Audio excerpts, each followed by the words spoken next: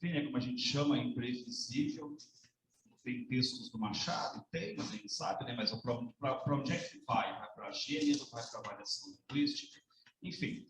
Pessoal, então hoje nós começamos a questão do governo, as leituras obrigatórias da URGS. Não sei se vocês chegaram a ler todas ou não, vamos começar a se dedicar um pouco mais agora. Hoje nós vamos pegar duas leituras aqui, pessoal, duas que estão indo embora, tá? Que é Feliz Ano Velho e Bagagem. São duas obras, então, que estão indo embora, certo?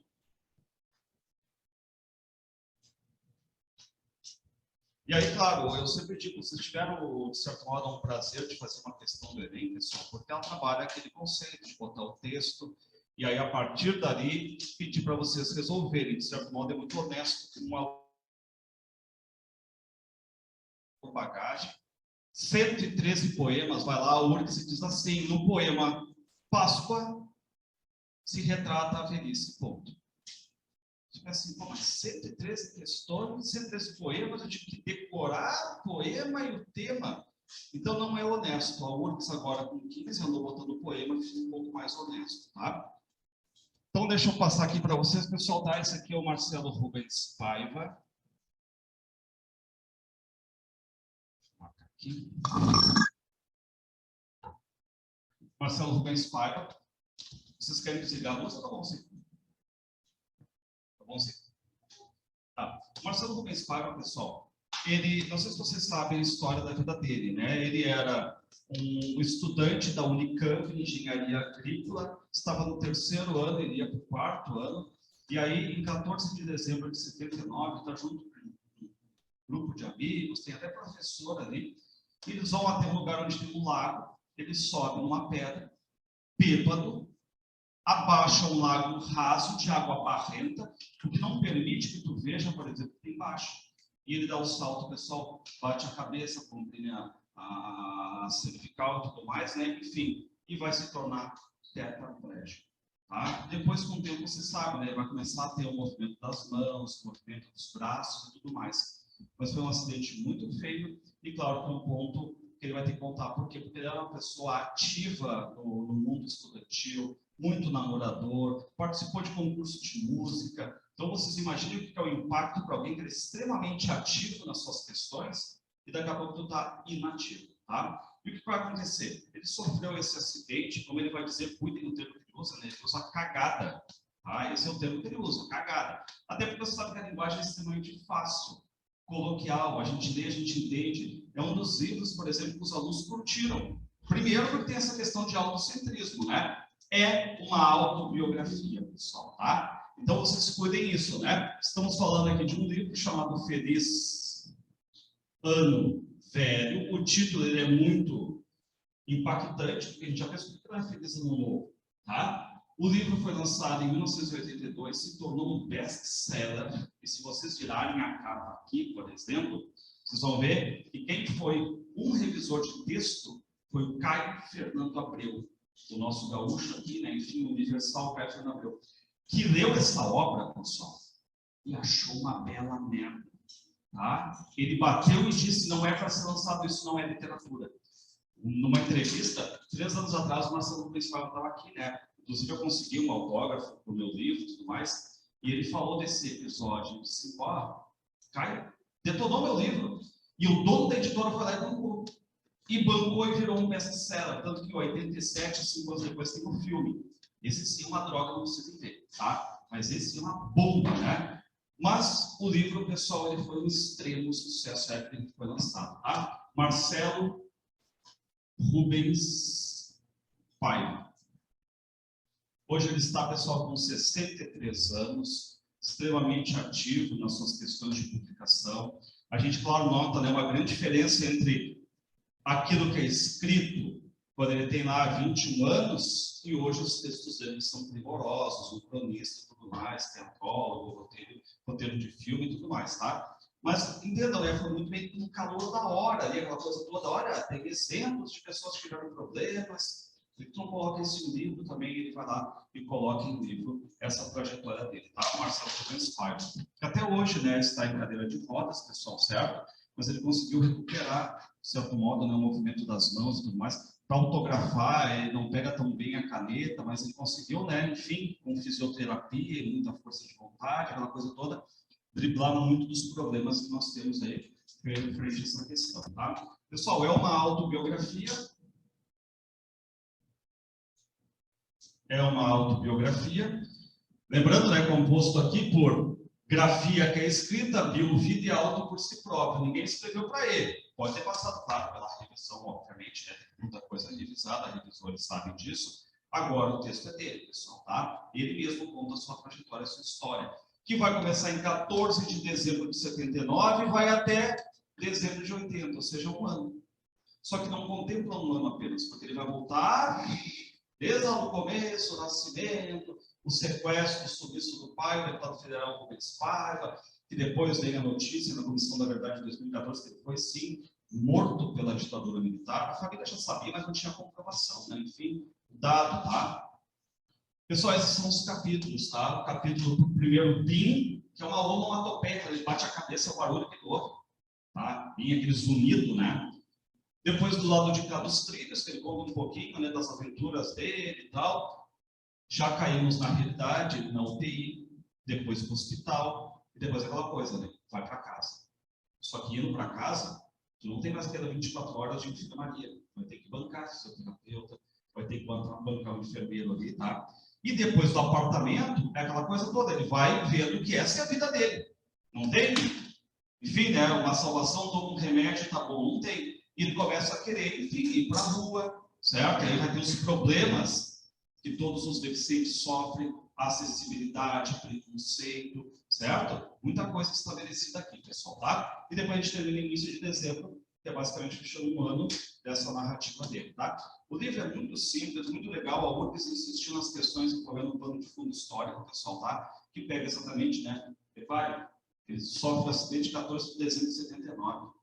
O pai dele, lá em 71, foi sequestrado, então, quando ele foi a ditadura militar. Ele fala da visita da esposa do Leonel Brizola, por quê? Porque a lei da anistia em 79 permitia que esses exilados políticos voltassem para o Brasil a partir de agora. Tem a fundação do PT também, ele é um cara do PT, o pai dele estava envolvido, por exemplo, né, em partidos políticos, tá?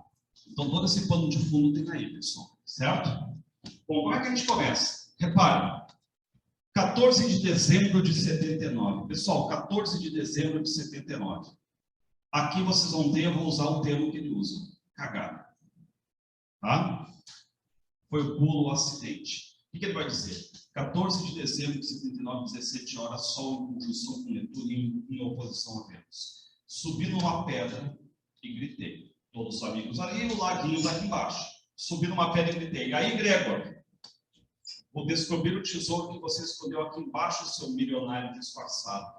Pulei com a pose do Tio Patinhas, ele faz uma referência que é um gibi que fez muito sucesso nos anos 80 e 90, que são Tio Patinhas, o pato mais rico do mundo, tem uma caixa forte, tem um trampolim na caixa forte, ele nada no pleno dinheiro, né?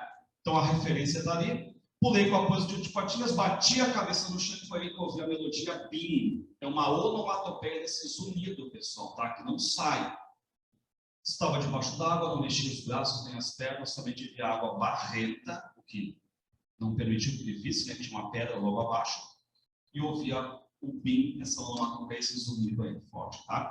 Entendam, tá todo mundo bêbado na festividade, uma coisa de final de semestre de faculdade. Lembrando que ele estudava, pessoal, tá? Na Unicamp, engenharia agrícola. Ele estava indo para o 4º ano, como ele disse, para ele estava no 3º, tá? Mas estava indo para o 4º ano. Então, estava com os amigos, professor e tudo mais. E, claro, pessoal, aquela coisa toda, ninguém está dando muita bola, mas começam a ver que, pô, ele está mal, tem sangue, pegam ele, colocam ali, reparem, né? Levanta, que ele fica bom, logo é só dar uma chacoalhada. Sabe aquela coisa assim, os caras não estão achando que é um arreganho ali. E aí começou a ver que a coisa é séria mesmo. Colocam numa tábua, colocam na Kombi e se tocam para o pronto-socorro. E no pronto-socorro, você sabe que ele vai começar a ver agora que a coisa não está fácil. Por quê? Chegando, ele nem usa chegando ao, né? Chegando no, percebi que o negócio era sério. Seu Enem já pega isso aqui para fazer questão de enumeração, né?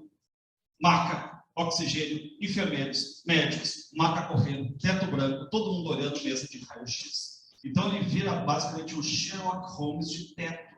Por quê? Porque está deitado e ele começa só a ver isso aqui. Só que ele vê, claro, né, pessoal? A maca que não está normal, está correndo, o pessoal ali, vamos lá, oxigênio, vamos lá, então uma coisa está séria aqui, tá? E aí, vocês vão ver depois uma foto dele ali, aquele cara que tem um cabelo maior, que tocava, que foi um dos finalistas do festival da TV Cultura, por exemplo, pessoal de música, tinha uma banda, a banda se chamava Os Bostas. Tem uma cena no filme que passa a Kombi, assim, botaram o logo e tudo mais, né? Aí já passa um pouquinho. Mas ele era um cara vaidoso e ativo. Aí, de repente, começam a cortar as unhas dele. Reparem, não tem ainda a lógica do que aconteceu perfeitamente. E começa, não, só um pouquinho, enfermeira. Eu tenho que tocar violão, a gente vai gravar, não pode, não pode. Daqui a pouco começa a raspar o cabelo dele. Diz, não, não, por favor, eu sou vaidoso, por favor. Carequinha, carequinha, eu apaguei, porque ele vai ser submetido a uma cirurgia a partir de agora, pessoal, tá? Então, rapidamente, o livro nos coloca com um acidente e a chegada ao pronto-socorro, tá? Bom, estamos na UTI agora, pessoal. Repare o que ele vai dizer. Acordei. De um lado, um caninho com um líquido amarelo que entrava na minha veia, do outro, um com sangue. Na boca, um acoplado com aqueles aparelhinhos de respiração artificial, uma sonda no pênis também. Vocês imaginem como é que ele está. Ele não consegue se mexer e é sonda em tudo quanto é lugar, tá? Tentei me erguer, e aí está o detalhe, tentei me erguer. Mas cadê a movimentação? Não conseguia mesmo, não mexia nada, lembrei do acidente, só por isso estava no hospital. Tá? E aí, claro, chegam lá, ele está querendo saber mais detalhes, e o enfermeiro diz, olha, tu foi operado, mas está tudo bem. Mas sabe aquela coisa de não entrar em detalhes? Ele não sabe bem o que aconteceu, tá? Mas pelo que eu estou depreendendo, eu não consigo mexer, a coisa foi, né? Será que se eu estou anestesiado? E no caso não é só anestesia agora, né? Ele está, enfim, né? Ficou tetraplégico, pessoal, tá? A única certeza que eu tenho é de que estou vivo e muito lúcido. Consigo me lembrar perfeitamente do acidente, da massagem, tudo, enfim. Mas até então, tu depreender sem um médico o que está acontecendo, os enfermeiros não te dão tantos detalhes, né? Então, tu está ali meio querendo saber o que está acontecendo. Finalmente chegou a minha mãe. A primeira reação que tive foi de sentir vergonha pela cagada. Só voltando agora, pessoal, não é fácil. Ele conversa com o Luiz Travassos, que foi presidente da UNE. E ele vai mandando, enquanto ele está escrevendo o livro dele, ele manda para o Luiz Travassos os originais, vai dando uma olhada aí e tudo mais. E o Luiz Travassos diz, olha só, tem umas coisas que eu queria perguntar, por que tu fala cagada, insiste nisso e tudo mais, né? Enfim, aquelas dúvidas, mas essa palavrinha ressoa muito, ele usa umas 2, 3 vezes na pessoa, essa cagada que ele fez aqui, tá? Ó, sentir vergonha pela cagada que havia feito, me atirar num lago de meio metro, bêbado, água barrenta, certo? E aí a mãe vem e dá o detalhe. Filho, você quebrou a quinta vértebra cervical e comprimiu a medula. Tá? Então a coisa é feia, pessoal, certo? Como eu falei, vai ser então a questão de ficar tetraplégico. Com o tempo, com fisioterapia, ele começa a mexer os braços e as mãos, tá? Tendo essa movimentação aí, tá? Bom, pessoal, para quem leu o livro, sabe que ele teve ali, pelo menos, uns 7 namoricos, né? Tá? Muitas pessoas ao redor, e vive numa república de estudantes, muita gente ali, 4 irmãs, mais namorado da irmã. Então, repare, muita gente vem ali visitá-lo. Todo mundo vai ali e tal, conversa com ele, que legal, no hospital, né? Enfim, fica melhor, fica assim, tu vai sair dessa, aquela coisa toda. Então, tem muita gente ali abraçando o Marcelo Rubens Paiva, tá? Aqui eu citei só para você ter uma ideia, né? Tem um aqui chamado Bundes e Bundão.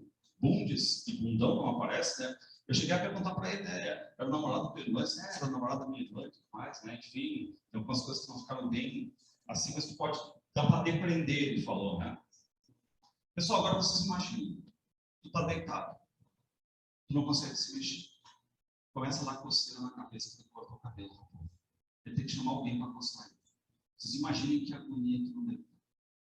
A ideia que tu tem qual é, né? Pô, ficar, sei lá, dopado ali, enfim, né? Daqui a melhorar, daqui a um mês me acorda. E ele começa, pessoal, ali, né? Enfim, como é que eu vou passar esse tempo? Como é que eu vou passar esse tempo? Né? Vocês imaginem, ele vai fazer fezes, xixi, tudo que está se trocando e tudo mais, porque está parado. ele dizia, como é que eu vou fazer isso aí?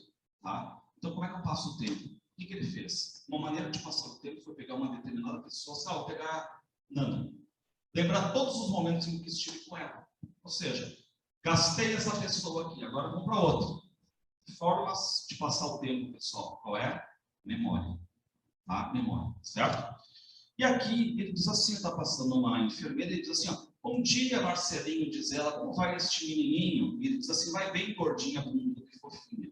Então ele começa a ter essa cumplicidade aí com as enfermeiras, pessoal, mas aí a gente olha assim e fica aquela coisa assim, né, ó, meio falta de respeito, essa coisa toda, né? Mas aí que eu digo para vocês, quando se propõe fazer uma autobiografia, pessoal, também tem esses detalhes. Porque o que é uma biografia, na verdade? Uma seleção de momentos importantes da tua vida. E tu pode pegar esses momentos importantes e fazer o seguinte, idealizá-los, esconder alguma coisa para baixo do tapete, vocês sabem disso, tá? E quando se propõe a fazer uma biografia, uma autobiografia como ele fez, ele vai dizer, eu vou botar do jeito que eu era, tá? Podem gostar, podem não gostar, mas essa aqui é a minha vida. Eu acho que nisso tem uma vantagem, que ele acaba sendo verdadeiro. Vocês contei para vocês isso aí, mas o Fernando Moraes, quando fez a biografia do Paulo Coelho, o Paulo Coelho disse, eu não estou a fim de fazer, eu escrever, mas eu te contrato para fazer minha biografia. E o Fernando Moraes ficou lá 50 horas entrevistando o Paulo Coelho. Escreveu a biografia, 500 páginas, ou mago. Passou um tempo, o Fernando Moraes, o Paulo Coelho não me ligou para agradecer. Não conversou comigo, não disse gostou, não gostou. Ficou assim, né? E o Paulo Coelho morando na Suíça, né? Enfim. Aí, pai, né, passa um tempo, 2, 3 meses, e nada, eu devo fazer um sucesso, e o Fernando Moraes é encucado. Até que ele chegou lá, foi fazer um trabalho para lá, e disse, eu vou dar um pulo na casa do Paulo Coelho. Bateu na casa do Paulo Coelho, eu volto. O que aconteceu? Tu não gostou, não curtiu? O que eu fiz? Né? O Paulo Coelho disse, eu li toda a biografia, cara, não gostei de mim. Não gostei de mim. Me odiei como ser humano. Esse é o problema das biografias, pessoal. Certo? Me odiei como ser humano. Não é nada contigo, Fernando Moraes. É comigo. Certo? Então, entendam, pessoal. Quando a gente olha uma frase dessa aqui, tu pode até dizer assim, mas entendam, é a questão de tu estar fazendo algo proposto à verdade. Tá? Ele mesmo vai dizer, né? Eu era preconceituoso, tal, hoje eu estou numa cadeira de rodas. Certo? Aí tem um livro chamado O que é isso, companheiro? Que explodiu em 79. E ele está lá lendo esse livro. Lendo como, pessoal? A avó dele pega, abre, passa as páginas e lê para ele. E ele diz, olha, não é a mesma coisa e tal, tudo é que eu fui ler depois ele, né? Uma coisa é tu ler, outra é alguém ditar para ti, tudo mais, fundamento, enfim, tá? Mas ele pega uma cena do livro do Gabeira e diz, foi aí que eu prometi para mim mesmo que quando eu saísse do hospital, a primeira coisa que eu faria seria abrir a janela para receber a brisa da Avenida Paulista no rosto. Ele é apaixonado pela Avenida Paulista, né? Aquela espécie de shopping ao céu aberto, as grandes lojas, enfim, uma grande avenida em São Paulo, né? Reconhecida aqui a Avenida Paulista. Não é que ele fez um capítulo, né? Uma paulista chamada Avenida. Pessoal, qual foi o dia do acidente mesmo da cagada dele? 14 de dezembro de 79. Tá? O que acontece? Os dias estão passando. Ele chega a Natal, é 25 de dezembro de 79. Reparem, de repente entrou um bando de gente tocando violão, cantando os amigos dele. Ó, aí me dei conta. Já estava perdendo até a noção de tempo no hospital, tá vendo? Me dei conta. Jingle Bell já chegou no Natal. Ok. Só que aí depois vocês vão entender agora o título. Ó. Chega o último dia do ano. Reparem, o que para muitas pessoas é aquela ideia assim, que o ano seja melhor, certo? Já viram, né, como é que são as solenidades de final de ano, né?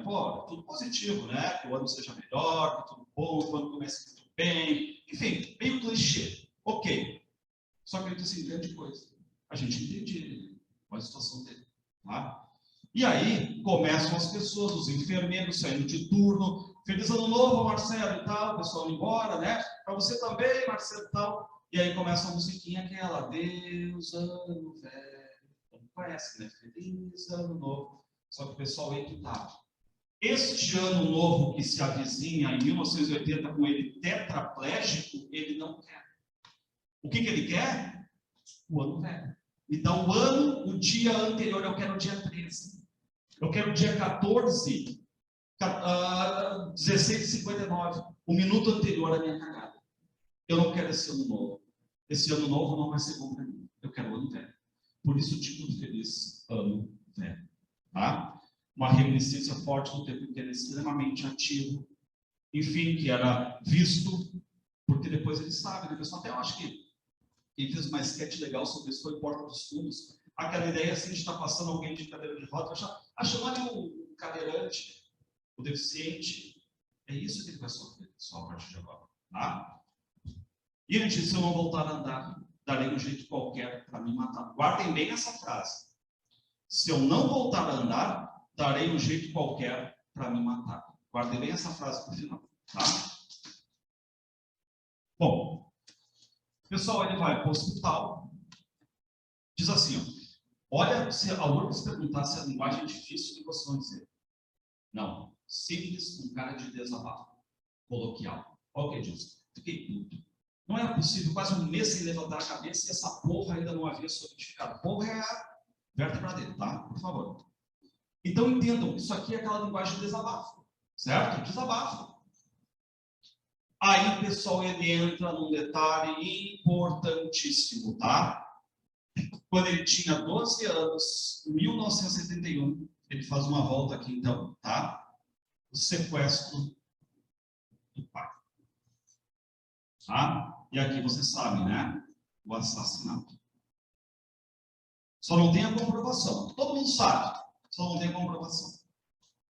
Então, repare, enquanto alguns pais levavam seus filhos para jogar tênis, e não que não fosse também para ele, porque era uma família bem de vida, tá? O pai dele era engenheiro, né? Engenheiro, não agrícola, né? Engenheiro civil, e era deputado federal, tá? O que acontece? O Rubens Paiva tinha grana, moravam bem. O Rubens Paiva, meu pai, levava o Marcelo, estava se colocando em terceira pessoa, né? Levava o Marcelo para Pavu, num bairro operário da Zona Norte. Eu colocava um chapeuzinho aquele, comia feijãozinho, cafezinho, aquela coisa bem simples ali junto com os operários, tá? Meu pai construiu casas populares, aquela coisa toda. Mas meu pai não pôde me ensinar mais. Por quê? Porque o dia 20 de janeiro de 71 era feriado no Rio. Por isso dormia até mais tarde. Ele tem 12 anos.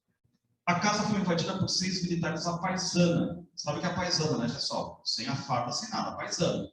Com metralhadoras. E aí chegam, quem vai entrando vão prendendo, e aí vem a ordem. Ó, meu pai deveria comparecer na aeronáutica para prestar depoimento. Aí a coisa mais natural, cadê a ordem? Não tem. Qual é o motivo? Não existe. Vai lá, não precisa o senhor saber, vamos lá. Tá? Então o pessoal levam ele, certo? Muito bem. Aí o que vai acontecer? A mãe chega no Marcelo Rubens Paiva com 12 anos e diz assim: filho, pega essa caixinha de fósforos, ela botou um bilhete escondido dentro. Leva lá para a Helena, nossa vizinha, por favor. E o Marcelo Rubens Paiva pula a janela, aquela coisa de guri, 12 anos, né? Enfim, pula a janela e vai. Só que ele fica assim, né? Tremendo. O que está acontecendo? O Rubens, ele abre o papelzinho para ver e diz assim: o Rubens foi preso. Tipo, Helena, o Rubens foi preso. Ninguém pode vir aqui se não é preso também. Minhas pernas tremiam. Que loucura, meu pai estava preso. Mas por quê? E aí, logo depois, pegam a mãe do Marcelo Rubens Paiva, mais uma das filhas, e levam também para interrogatório. Reparem, ela, minha mãe, tinha estado no quartel da Barão de Mesquita, a polícia do Exército, 13 dias numa cela individual. Foi interrogada várias vezes, sempre com as mesmas perguntas. E aí, agora vem os detalhes da época, né, pessoal? Estamos em 71. Lembrem que de 13 de dezembro de 68 teve o AI-5, tá? Em 71, naquela época, a censura da imprensa não estava tão rigorosa. E todos os dias saíram artigos nos jornais. Onde está o Rubens Paiva? O governo dizia que ele não se encontrava preso. Agora, reparem, pessoal, não fui eu que botei em caixa alta ou maiúscula, como vocês estão vendo, tá? Ele coloca, tipo, para gritar essa indignação dele. Então, se perguntarem se é um recurso que ele usa esse uso de maiúsculas, sim. Como se fosse algo, né, de irritação. Porque, reparem, mas como? A mãe ficou presa 13 dias. Mas como não estava presa se a sua mulher viu a fotografia dele logo na prisão? A resposta era seguinte: covarde. A mulher de Rubens Paiva nunca esteve presa, nem a sua filha. E aí fica aquela coisa, só um pouquinho, eles ficaram 13 dias preso como nunca esteve preso. E aí o Marcelo Rubens Paiva vê, mas eles, os militares, cometeram uma gafe. O meu pai, quando foi preso, foi guiando o próprio carro, que ficou estacionado no quartel lá. Mais tarde, uma tia minha foi recolher o carro e os caras deram um recibo com o time do exército. Então, eles têm ali, né, aquela questão que ele esteve lá. E aí eles vão lá e tentam aqueles recursos de habeas corpus. Ou seja, ele está preso aí, libera. Reparem, ele vai fazer a pergunta indignado, mas se o meu pai não estava preso, o que o carro dele estava fazendo ali? O quartel roubou o carro do meu pai? Houve um silêncio. Com esse documento foram impetrados 3 pedidos de habeas corpus, mas nada aconteceu. Claro, né? Já estava morto. Mesmo sob censura, a imprensa pegava no pé. Finalmente, no dia 24 de fevereiro, sai um Diário Oficial da União, que até hoje ele está dizendo, né, o momento que é publicado o livro, 82. E o pessoal não foi só 82, foi até 2014. Essa foi a versão. Em 2014, na Comissão da Verdade, vem à tona que ele foi, sim, morto, e ninguém sabe onde é que foi colocado o corpo. Tá? Vocês imaginem para a mãe, né? Tortura, tu não sabe se se apresenta como viúvo, como ainda na esperança do marido, tá? Segundo informações de que dispõe este comando do Exército, o citado paciente, o Rubens Paiva, segundo informações, quando era conduzido para ser inquirido sobre fatos que denunciam atividade subversiva, teve seu veículo interceptado por elementos desconhecidos, possivelmente terroristas, empreendendo fuga para o local ignorado. Essa foi a versão, tá, pessoal? E aí começa a chegar a notícia. Olha, ele foi torturado e assassinado. E a família sabe disso, só não tem a comprovação disso, tá? E eles vão ter que se mudar, eles vão para Santos, certo? E aí em 74 continua ainda a mesma versão do Exército. A gente estava levando ele, interceptaram, talvez alguns dele mesmo, terroristas, levaram ele, tá? Bom, emoção no hospital. Por quê? O colete, pessoal, isso aqui é importantíssimo, então, tá? Esse recuo que ele faz com 22 anos, tá? Emoção no paraíso, o colete com o pescoço finalmente ficou pronto. Colete de ferro, difícil de ser colocado, né? Mas para tentar, né, solidificar a vértebra dele. Os caras foram rápidos, a ordem era sentar o Marcelo Rubens Paiva o mais rápido possível numa cadeira de rodas, tá? Porque vocês imaginem, né? Chega uma hora que dizem para ele assim, ele pergunta quanto tempo eu vou ficar. Calma, daqui a pouco ele vai para uma cadeira de rodas, daqui a pouco vai ter que fazer bastante fisioterapia. Reparem que já não é mais aquela coisa assim, não, vai sair daqui andando. Já disse para ele, cadeira de roda, fisioterapia. Então ele sabe que ele está agora, né, um conjunto de obstáculos ali, pessoal, tá?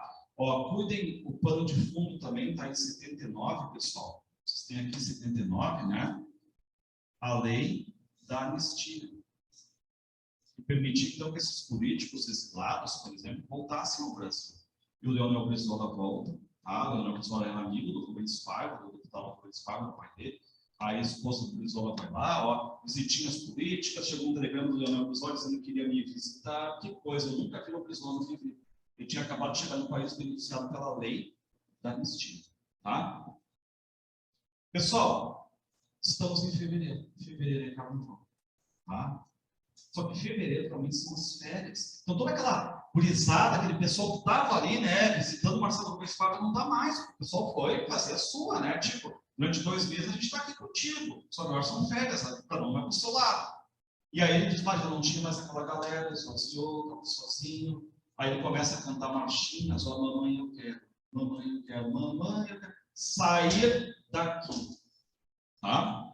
E aí chega a mãe, né, filho, sabe aquela coisa de mãe assim, desculpa, tudo mais, por favor, não fica assim. Mãe, por favor, não foi sua culpa, não precisa estar chorando, tá? Eu estou assim por cagada própria.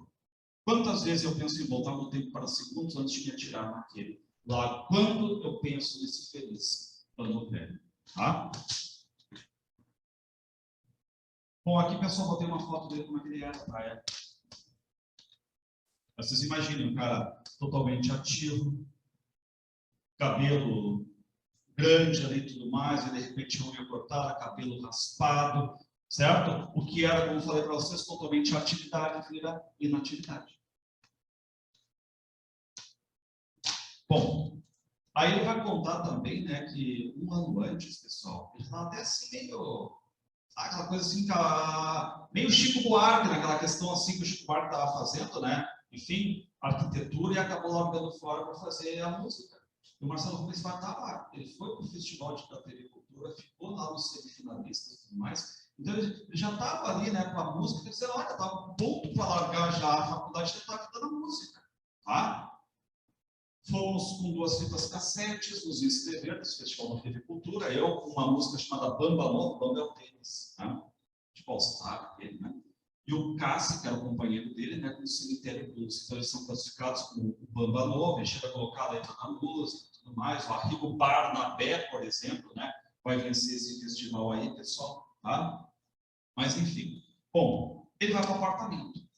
Ele continua falando aqui, ó, no começo de 74, morando em Santos, lá, mas para morar no Rio de Janeiro. Os boinas verdes desse país continuavam afirmando que meu pai tinha fugido, tá? Mantendo aquela versão. Eles tinham dinheiro, o pai tinha lá, enfim, né, um apartamento bom, aquela coisa toda, né? Então a família não passa muitas dificuldades. O problema só, pessoal, é que você sabe muito bem, botar fisioterapeuta, enfermeiro, aquela coisa toda, advogado a todo momento. Isso vai custando grana, tá? E aí colocam lá uma enfermeira. Ele odeia essa enfermeira, acha ela fuxiqueta, fofoqueira e tudo mais. Porque ele diz era feia, muito feia, com um corpo de macho, mas era exótica. Eu boto esses trechos para vocês entenderem, né, pessoal? Como eu falei para vocês, ele vai se colocar como uma biografia, uma verdade que ele colocava na época, certo? Então ele não fica selecionando, como ele mesmo vai dizer no final, eu só não sou exemplo de herói, não sou exemplo de nada, por favor, tá? Aqui agora é aquela questão de sair, pessoal, um pouco, tá? Eles têm uma cena, cuidem dessa cena, está no cinema. Pense em cinema de 1980. Tem acessibilidade? Claro que não. Tá? O que acontece? Está lá escuro, subindo as escadinhas, provavelmente os degraus para pegar a parte mais de cima, colocam ele ali, pessoal, né, com a cadeira de roda, meio que trancando aquela subida, meio escuro, aí chega alguém ali, e o senhor, por favor, levante, eu tenho que passar. E ele, pessoal, bate aquela vergonha. Por que vergonha? Ele não quer dizer, ele mesmo vai dizer, eu não quero dizer que eu sou, sei lá, paralítico, tetraplégico, deficiente físico, certo? O que eu vou dizer? Ele fica com aquela vergonha assim, senhor, por favor, levanta, deixa eu passar aqui. E ele assim, ah, meu Deus do céu. Até que eu acho que, se não me engano, ele manda assim, porra, meu, tu não tá vendo que ele é paralítico? É aquela palavrinha assim que entra com ele, pessoal. E o cara diz, ah, paralítico, ô garoto, desculpa, mil perdões, né? Vocês não me avisaram antes. Mas entendam, né, que ele fica com aquela coisa assim, por quê? Porque agora não vão mais me chamar de Marcelo Rubens, vão me chamar de Marcelo Cadeirante, Marcelo Rodas. Aí, o namorado da irmã diz, ó, o Bundes falou, ele chama de bundão depois, né? O Bundes falou que encontrou um cara na USP que andava com 2 muletas. Ele mergulhara no rio, quebrara a mesma vértebra que eu. Em 8 meses estava de pé. Eu precisava encontrar esse cara. Ver o que ele fez, qual fisioterapia e tudo mais. Ele sabe que tem diferenças, né, entre de uma pessoa para outra e tal, mas ele está ali já com aquelas esperanças chegando ali. Pô, tem uma pessoa assim, deixa eu ir atrás.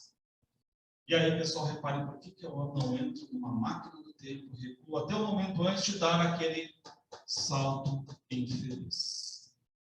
E aí, trazem para ele ler, pessoal, esse livro aqui, Minha Profissão é Andar, do irmão do Toquinho, que aparece no álbum do Chico Buarque, Construção, tá? O que aconteceu? Ele sofreu um acidente de carro.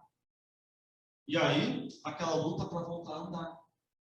E aí, ele está lendo aquilo e está dizendo, pô, de repente coloca a minha filha também no papel. Aquela ideia já de escrever um livro, tá? Mas reparem, ó, sofreu um acidente de carro e ficou paraplégico. Reparem que ele coloca ali entre parênteses. Que palavrinha.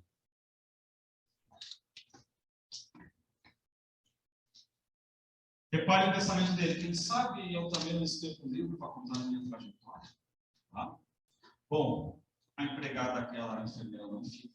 Ele contrata outro lá.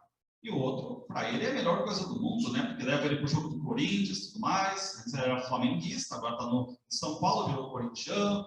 Ele não pagou, né, para ir no jogo do Corinthians, certo? Ele viu os benefícios ali também. E aí ele começa até ter uma relação maior com esse inferior, eles vão fumar maconha, né? Reparem lá. Escuta, já que estamos sós, então dá-nos uma bola, fumar maconha. Sugeriu, boa ideia, legal. Então pega lá no meu quarto. Fumamos e ficamos ouvindo Bob Marley nesse fim de tarde gostoso que fazem dia de sol paulista, tá? Pessoal, começa ali as TOs. Terapeutas ocupacionais.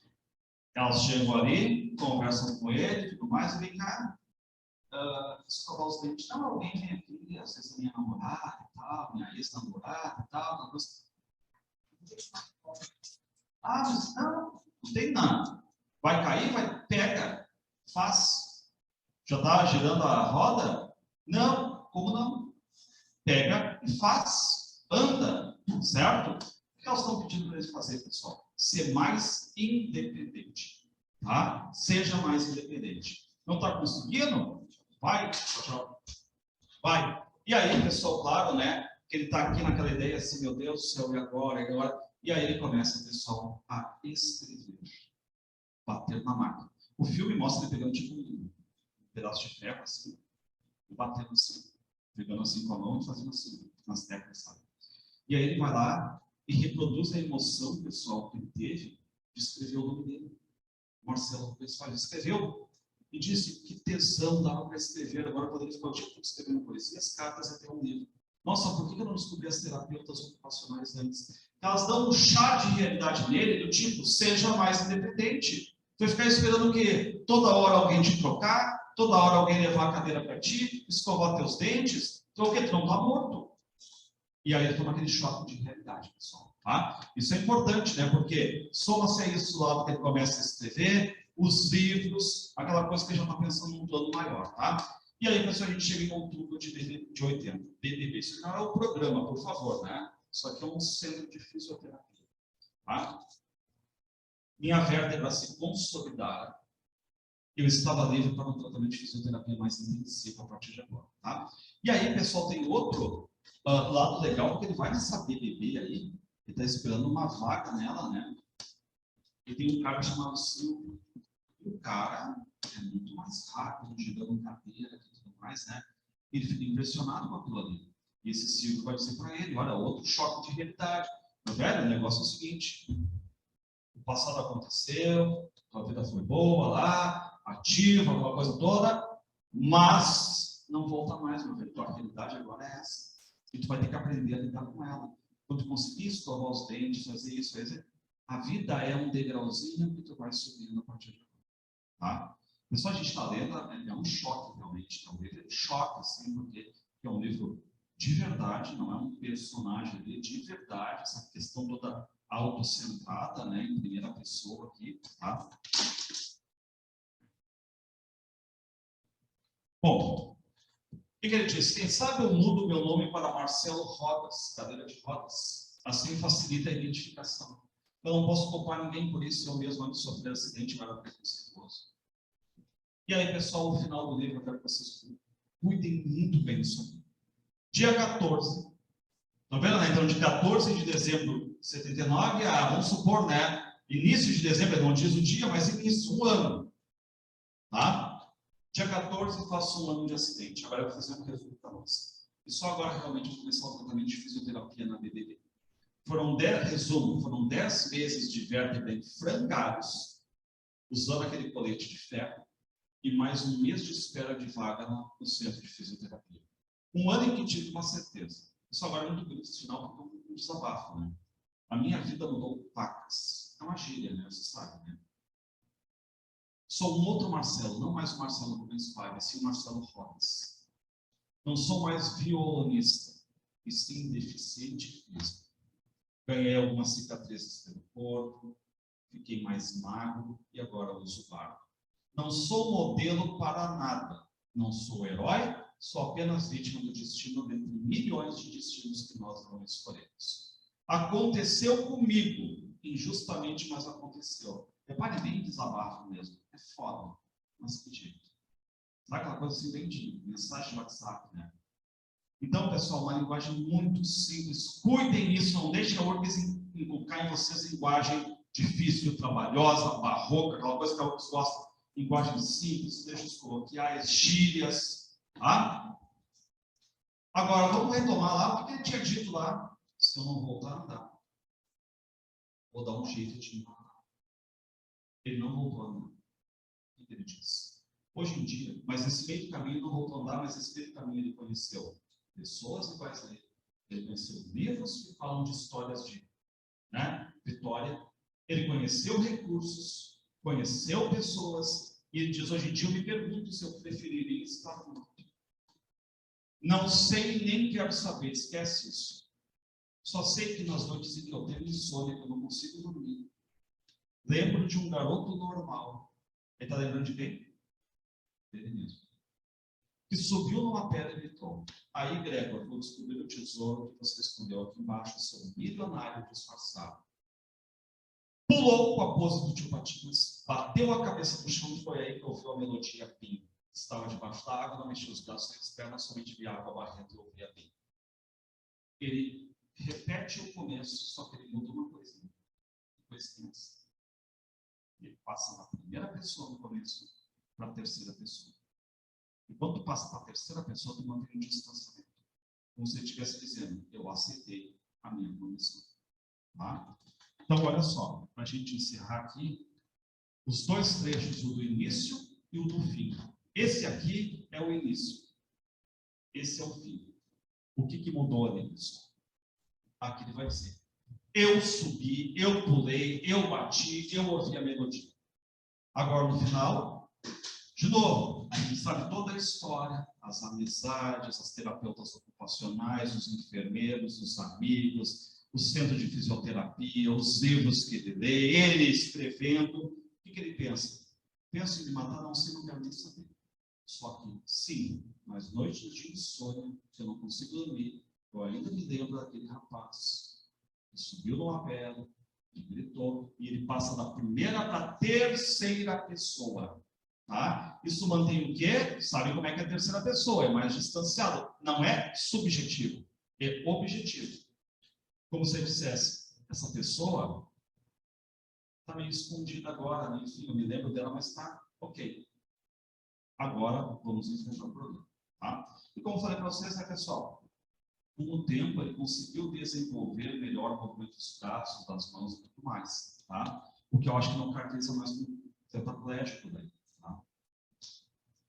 Enfim, alguma dúvida aí, pessoal? Algum detalhe? Eu sempre peço para vocês cuidarem de linguagem. A URGS adora falar de linguagem, pessoal. Quem é que chegou a ler aqui o livro?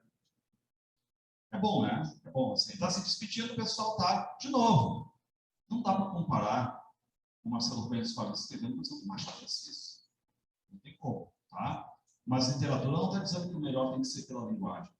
Às vezes é um conteúdo que chama atenção, às vezes é a forma, é a linguagem, é o assunto. Tá? Esse assunto é um assunto importante. Por quê? Porque um autocentrismo pega um pano de fundo histórico, pega a ditadura. E agora, pessoal, o primeiro cuidado que eu já vou dizer que você tem que ter com esse livro aqui é o seguinte: apesar de ser lançado em 76, em plena ditadura militar, não tem nada a ver de contestação. A Adélia Prata vive no interior de Minas Gerais. Não tem contestação. Então, uma pergunta que eles gostam de inculcar na Adélia Prata: os poemas, ela é meio Chico Buarque, ela é meio Caetano Veloso, é meio romance de 30, aquele romance social duro, né? Não. A visão dela, pessoal, é uma visão de interior. Tá? Aquela que bate o prato, o osso no prato para chamar o cachorrinho. Aquela que vai numa procissão. Então, vocês não vão ter aqui aquela mulher que contesta regime ditatorial. Não tem nada a ver. Apesar de ser lançado em 76. Quer fazer um pega-ratão? Há, nos poemas de bagagem, forte tendência à crítica social, visto que o pano de fundo é a ditadura militar. Falso, tá? Não temos isso. Viva, firme e forte, com 86 anos, tá? Fará 86, 13 de dezembro. 13 de dezembro, 14 de dezembro tem aquela data lá, fatídica, né, do Marcelo Rubens Fábio, pessoal, tá? Então, vamos lá. A Adélia Prata nasceu, pessoal, em Divinópolis. Tá? Se vocês pegarem o mapa de Minas Gerais ali, Está quase do lado de Belo Horizonte, uma coisa assim como seria, sei lá, Esteio para nós, mas Esteio é mais urbano também. Divinópolis é mais assim de bordados, crochê, essa coisa toda, né? Ela nasceu no interior, tá? Uma vida pacata, como ela vai dizer a todo momento, a minha vida é uma vida vidinha, minúscula, certo? Não tem nada assim exorbitante. É uma vida simples. Isso é importante, porque isso vai percorrer a obra dela, né, pessoal? Vida simples, tá? Primeiro momento importante. Ela tem 14 anos, morre a mãe. É uma perda, mas ela mesma vai contar. Eu estava sofrendo a perda da minha mãe, mas estava dando transformações corpóreas. Os meus seios estavam se avolumando. Enquanto estava morrendo a minha mãe, eu estava chorando assim, com aquela vergonha, sabe, uma pessoa do interior, você pensa, olha só, está crescendo e tudo mais. Ela depois vai fazer magistério, vai começar a lecionar, tá? Magistério é normalmente o pessoal dos primeiros anos, né, enfim, de ensino, tá? Ela vai se casar em 58 com o José, um funcionário que era do Banco do Brasil. O pessoal vai ter 5 filhos com ele aqui, tá? Vai se formar em filosofia. Ela vai dizer, eu só fiz o curso superior. Ele estava com aquela pressão e tudo mais, mas fez um curso superior, tá? Não serviu para nada, como ela vai dizer. E aqui em 72 é a perda maior dela, é o pai. O pai morre, pessoal. O pai declamava poema com ela, incentivava a dela a escrever poesia. O pai, ela não é uma adolescente de 14 anos. O pai, ela é uma mulher casada com 5 filhos, que ainda não estreou na literatura, mas que escrevia, que era incentivada pelo pai. Então, ela vai, pessoal, ter uma sequência de poemas no final, mais colocados ao pai, certo? Mas já fiquem sabendo, a presença dos pais é uma constante nos poemas.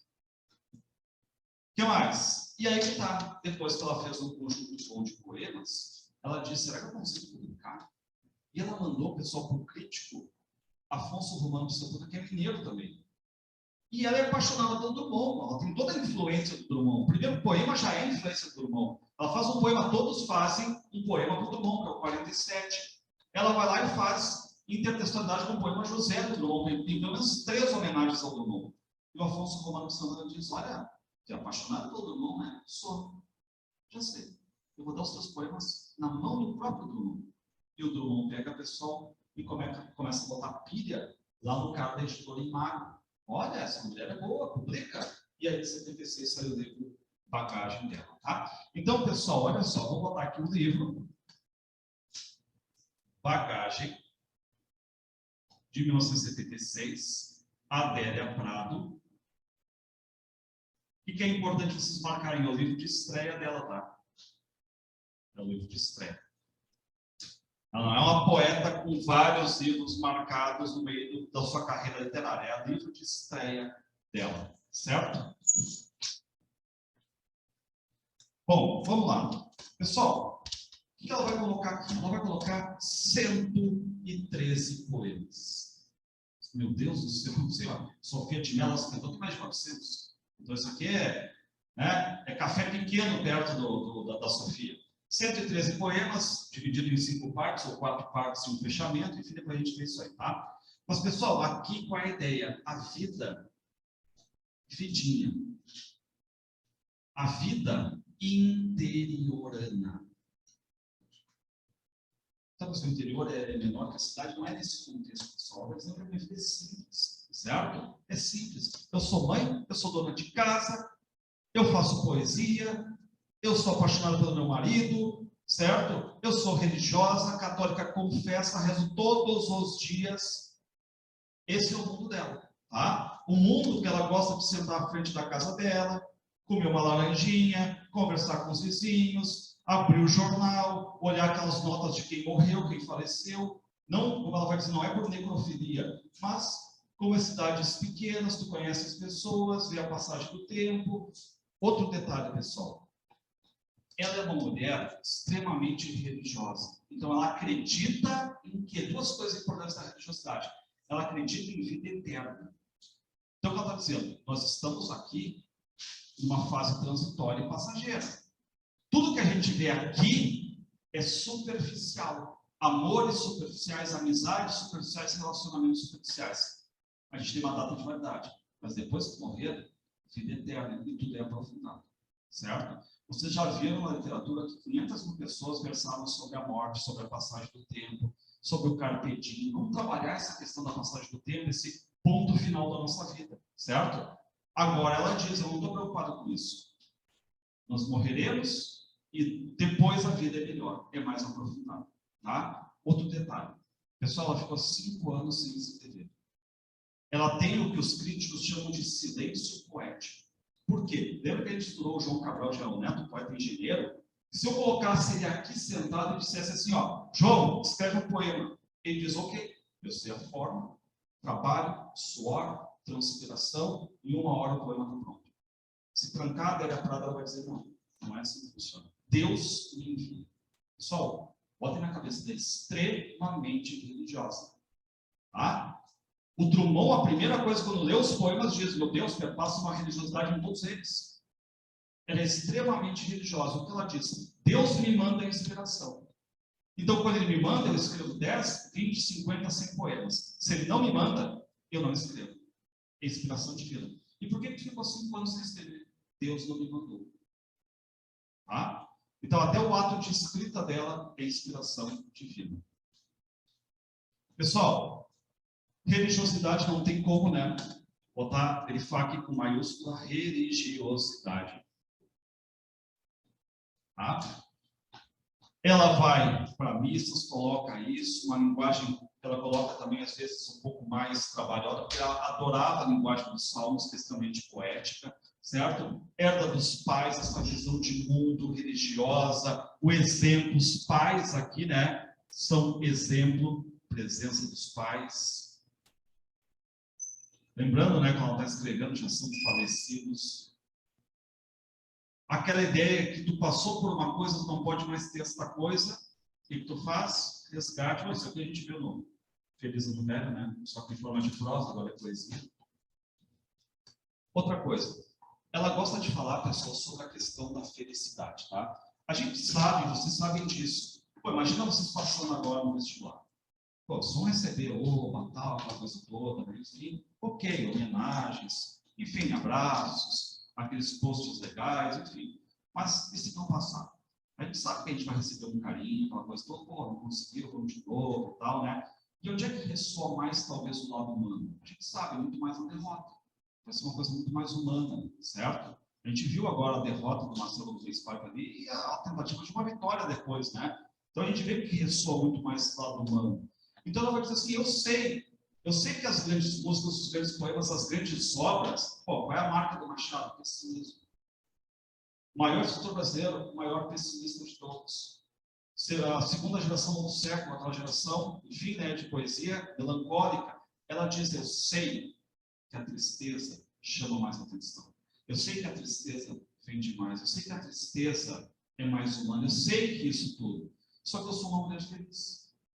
Eu sei que é brega, às vezes, falar de felicidade, ela diz, mas, para mim, felicidade sempre está maior do que tristeza. Então, eu posso estar triste, sim, mas a felicidade está sempre maior. Aquela ideia, eu tenho Deus. Tá? Então, pessoal, vocês vão marcar que a felicidade é maior é assim, né? Maior que a tristeza, eu estou aprendendo. Maior que a tristeza. Tá? E aqui, claro, coisas que vocês sabem, vocês estudaram no Enem o ano todo. O que é metapoesia? A gente fica esperando muitas vezes o poeta fazer um poema sobre a própria poesia, para a gente dizer, qual é a ideia que ele pensa sobre a poesia? O que para ele é a poesia? E ela vai lá e faz poesia sobre a própria poesia. Vocês estudaram intertextualidade, quando textos conversam com outros textos. Ela vai conversar com Drummond, Fernando Pessoa, homenagear Castro Alves, Guimarães Rosa. Aliás, ela diz, né? As minhas 3 grandes influências são Drummond, em primeiro lugar, Guimarães Rosa e Clarice Lispector. Eu diria mais um, diria que Fernando Pessoa tem muito ali na Adélia Prado, principalmente o Alberto Caeiro. Tá? Então, pessoal, um pouquinho da vida dela, por quê? O que digo eu? A poesia, mesmo que não diga que seja algo biográfico, poetas deixam respingar suar biografia. Ela é confessional. A gente lê, a gente enxerga ela ali. Tá? Mesmo que a crítica literária diga, não, é só um pouquinho. Tu está fazendo um personagem, que é o eu lírico, e esse eu lírico enfim, né? Lembra a Adélia Prado, tá? Então, vocês vão marcar aqui. Vocês têm um eu lírico feminino.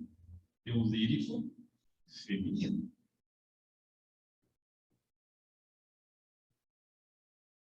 Mais biográfico, mais confessional. Basicamente, enxergando a Adélia Prado. E aqui, pessoal, acho que está uma coisa legal, tá? O livro tem 113 poemas. Sabe quantas páginas tem o livro? 130. Isso significa que tem uns 4 poemas que tem uma página e meia. O resto tudo é uma página, ou meia página. Tá? Então, assim, ó, são poemas relativamente curtos. Relativamente curtos. Certo? Só o que ela faz? Uma estrofe só, ela não usa soneto. Basicamente sem rimas e basicamente sem métrica. Ou seja, pessoal, uma questão muito maior de liberdade. E essa liberdade, vocês sabem, ela foi muito colocada pelo modernismo. Então vamos começar, vamos ver como é que funciona isso aí. Ó, eu deixei aqui no computador os slides, tá? Depois, se quiserem passar, para vocês que estão nos slides, tá? Eu não sei se é o último ano a URGS faria uma questão de quantas partes tem no livro, mas só para vocês entenderem. Primeira parte, chama-se o modo poético. Segunda, um jeito de amor. Terceiro, a sarça ardente. Sarça ardente é uma coisa bíblica, pessoal. É um arbusto que pega fogo, só que esse fogo nunca consome o arbusto. Se tu botar fogo numa folha, ela vai ser consumida. Ali não, como se fosse assim a chama de Deus, tá? Já estão vendo? Total religiosidade. A sarça ardente 2. Toda a primeira parte são 66 poemas, tem muito. A segunda diminui para 19. A terceira para 14. A quarta para 13. A última só tem um. É um fechamento. Olha o nome, alfândega. O que tu faz na alfândega? Paga as tarifas. O nome do livro, bagagem. Tá? Só que ela coloca o modo poético e ela puxa uma epígrafe, um trechinho lá da Bíblia cristã, certo? Os cânticos, enfim. Repare então que é como se ela estivesse abrindo e colocando uma coisa já religiosa. Não sei se a outra se perguntaria, pessoal. E outra coisa, ó. 5 partes, olhem bem, 5 partes ou 4 partes e um fechamento, que só tem um poema. Aí é só golpe retórico, tá? O pessoal de medicina ainda vai querer implicar com alguns detalhezinhos. A pessoa de medicina é mais crítica, quando aparece uma questão, né? Então, tudo depende. Já vi gente colocando em tese, por exemplo, que são 5 partes, outros colocando 4 partes e um fechamento pessoal, tá? Esse um não tem nem epígrafe. Resumo. 66, 19, 14, 13, mais 1, 113 poemas. Um número bom, né? Porque pega lá o primeiro livro do Martin Luther, do Martin Luther, 35 sonetos. Já caiu na URGS, era óbvio, tá, pessoal? Mas caiu assim. Então, passa sem dar o coelho. Olhem bem aqui. Poema de 7 faces, de quem é? Drummond. Onde é que saiu? No livro Alguma Poesia. Que livro é esse? O primeiro livro do Drummond, a estreia. Qual é a ordem que está esse poema? Ele é o primeiro poema. O primeiro poema que abre o livro do Drummond, o primeiro livro do Drummond é o poema de 7 faces, que é o livro que se apresenta. Quando nasci, um anjo torto, desses que vivem na sombra, disse: vai, Carlos, ser coxo na vida, ser manco na vida. Como é que é o anjo do Drummond? Torto, sombrio, coxo. Tá? Agora a gente vem para cá, Adélia. O livro é Bagagem. O livro é 1976, 46 anos depois. É o livro de estreia dela. E é o primeiro poema. Ela abre o livro homenageando quem? Carlos Drummond de Andrade, o grande influenciador dela. Tá? Quando nasci, um anjo Isso aqui, quando eu tenho uma conversa entre textos, se chama intertextualidade. Entre textos. Repetição de mesmas palavras. Quando tu diz, quando nasci um anjo, ou vai ser dado do bom ano santo. Esbelto, começam as diferenças. Por quê? Ela é mulher religiosa. Ela diz, quando nasci, não foi esse anjo não, foi um anjo esbelto, elegante, desses que tocam trombeta, idealizado, mas aquele anjinho de presépio e tudo mais, anunciou para mim, vai carregar bandeira, vai ter um objetivo. Pessoal, estamos nos anos 70. Tem já essa questão toda dos manifestos femininos? Tem, não tão forte como temos hoje, né? Mas tem. E ela está dizendo, ó, carregar bandeira de objetivo é um cargo muito pesado para mulheres de especialidade envergonhada. Aceita os subterfúgios que me cabem como mulher, sem precisar mentir. Não tão feia que não possa casar. Ela vai dizer, eu não era um exemplo de beleza, mas não tão feia que não possa casar. Visitou uma vez o Rio de Janeiro, que foi a coisa mais linda do mundo. Acho o Rio de Janeiro uma beleza, e ora sim, ora não, creio em parto seguidor. Lembrando que ela tem 5 filhos ali. Mas o que sinto, escrevo. Lembra que eu falei para vocês? Que ela sente, ela escreve. Cumpro a sina. Qual é a sina da mulher? Inauguro linhagens, fundo reinos. Dor, não me venha com dor de parto, dor não é amargura. Tá? Minha tristeza, olhem para cá. E quem é maior aqui? Felicidade. Minha tristeza não tem pedigree. Já a minha vontade de alegria, ela usa uma hipérbole, um exagero. Sua raiz vai ao meu 1000 avô. E pessoal, como é que ela termina? Vai ser coxo na vida? Isso aí é maldição para homem. Eu não sou homem, eu sou mulher. Mulher não é fixa, mulher é desdobrada. Eu sou. Então, é um discurso feminista também, né? Do ponto de vista dela aqui, pessoal, do ponto de vista de uma mãe também, tá? Porque vocês estão vendo que ela coloca muito essa questão de inaugurar linhagens, de gerar filho, de dar à luz, por exemplo, né? Mas, olha o título. Isso aqui não aparece no livro, tá? Eu primeirei para vocês, certo? Até o 66 está na primeira parte. Aí o que acontece? Ela chega e diz assim, Drummond, me desculpe, com todo o respeito do mundo, com licença poética, mas eu vou fazer intertextualidade com o texto e mostrar um outro lado. Uma mulher religiosa, mãe. Certo? Então, cuidem desse poema. O pessoal já caiu na URBS? Já viramos. Já caiu na URBS? Já. Mas falando sobre. A autora presta homenagem, intertextualidade e tal. Uma forma assim. Agora, cuidem. A URBS deve colocar poemas. Tranquilos aqui? Qualquer questão aí? Falem, pessoal. Tá? Grande desejo.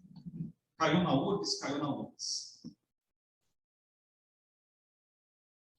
É engraçado, né? Porque a URBS basicamente não fala da única rima que tem ali. Ela diz, eu não sou matrona, uma mulher poderosa, mãe dos grávidos, mulher poderosa, Cornélia. Não. Quem eu sou? Sou mulher do povo, mãe de filhos, Adélia. Estão vendo que este eu lírico se confunde com a vida dela? Se vocês voltarem ali, o que diz? Quando eu nasci, um anjo todo da discriminação, eu disse, vai Carlos Drummond de Andrade, vai Carlos ser coxo na vida. Estão vendo que é o lírico se confunde com o Carlos Drummond? Aquela usa o nome dela. E aqui, pessoal, é uma rima, tá? Que a URBS colocou na prova. Ela mesma chega e diz no vídeo, se vocês acharem uma rima, ou foi aquela pensada, ou foi totalmente espontânea. Aconteceu por acontecer, as palavras se encontraram pelo meu pensamento, tá? Ela diz, mãe de filhos, a gente pode até completar. Mãe de 5 filhos, Adélia. Bom, 5 filhos, marido, ela tem empregada, faço comida e como. Certo? Aos domingos, bato o osso no prato para chamar cachorro e atiro os restos. Tá vendo? Coisa bem interiorana. Tá? Diz ela, quando dói, grito ai. Perfeito, né? Doeu, grito ai. Mas quando é bom, fico bruto. Assim, né? Quando é bom, sei lá, dá um tapa em alguém. Né? Aí o que ela está dizendo, pessoal, olha só. A sensibilidade às vezes não tem governo. Estou feliz, dá um tapa em alguém. Né? Mas tem os meus prantos. Ó, também tem tristeza. Claridades atrás do meu estômago humilde. Mas, fortíssima voz, olha aqui, ó, para cânticos de festa. Já sobe a alegria. Quando escrever o livro com o meu nome, e o nome que eu vou pôr nele, vou com ele a uma igreja. E para onde ela vai para a igreja? Agradecer, certo?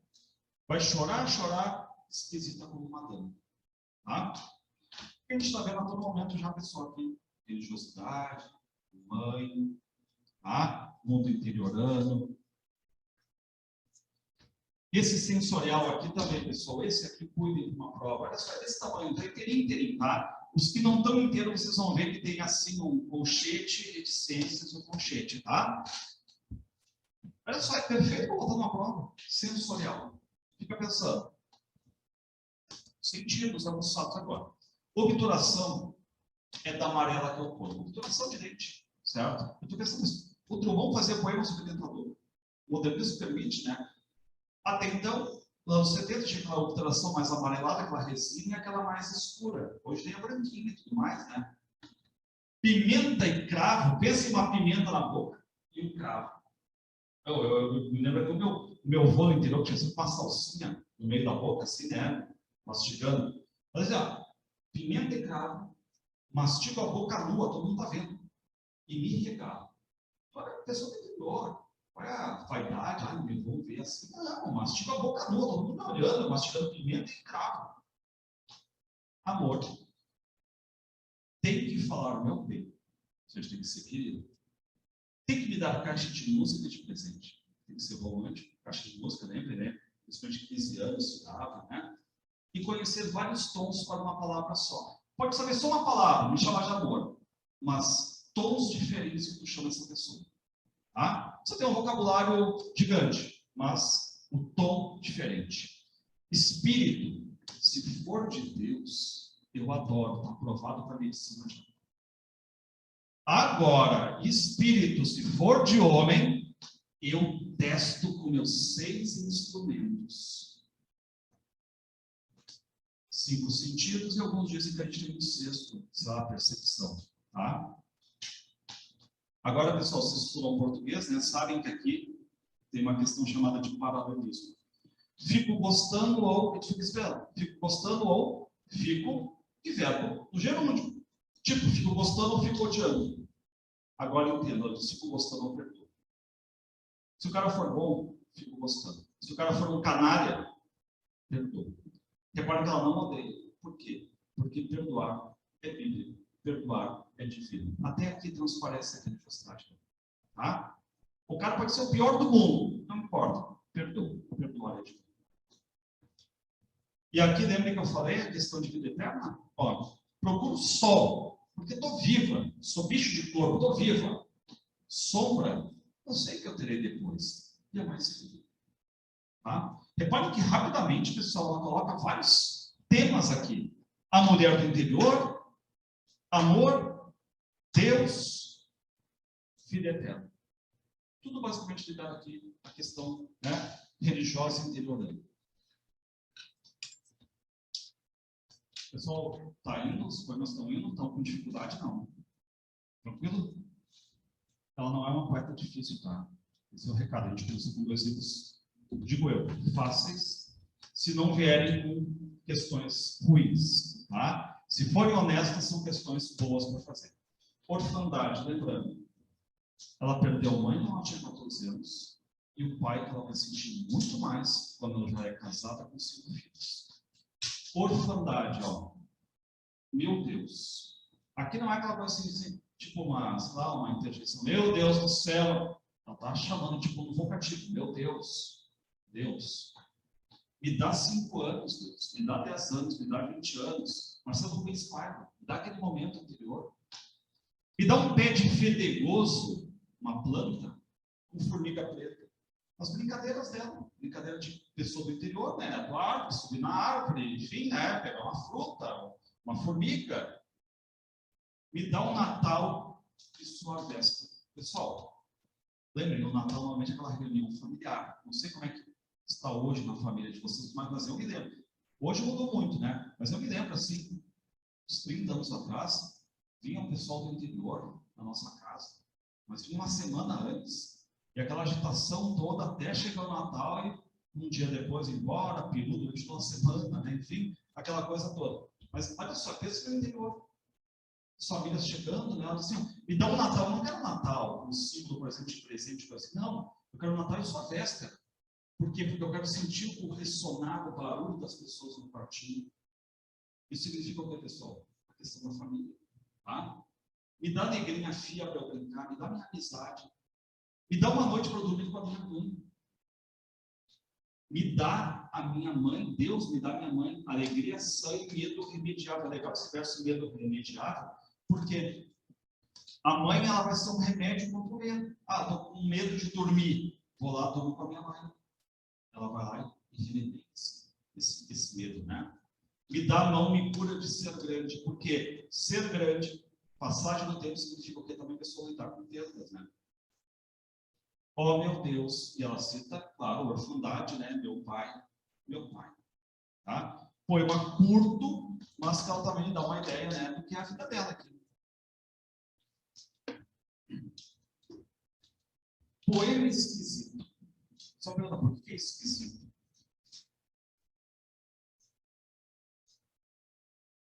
Aqui é 45, né? 50? Dói minha cabeça aos 39 anos. É a que ela escreveu o poema. Não é hábito. É rarissimamente que ela dói. Ninguém tem culpa. Meu pai, minha mãe, descansaram seus fardos. Sabe que essa metáfora, né? É a questão da morte. Não existe mais modo de eles terem seus olhos sobre mim. Mãe, ô mãe, pai, ô pai, meu pai, onde estão escondidos? A pergunta que ela responde é dentro de mim que eles estão. Não fiz mausoléu para eles. Sabe o que é mausoléu, pessoal? No cemitério, as pessoas ainda tem. Fazem, não no chão, mas fazem uma casinha, certo?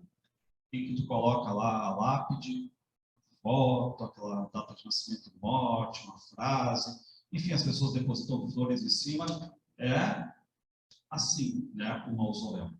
E claro, tem gente que não usa mausoléu hoje, né? Coloca diretamente. Você já viu séries, por exemplo, o pessoal vai exumar o corpo, né? Então vai naqueles, principalmente cemitério americano, assim, que é tipo um jardim. Né? Tu vai lá, exuma o corpo e tudo mais. O que ela está dizendo?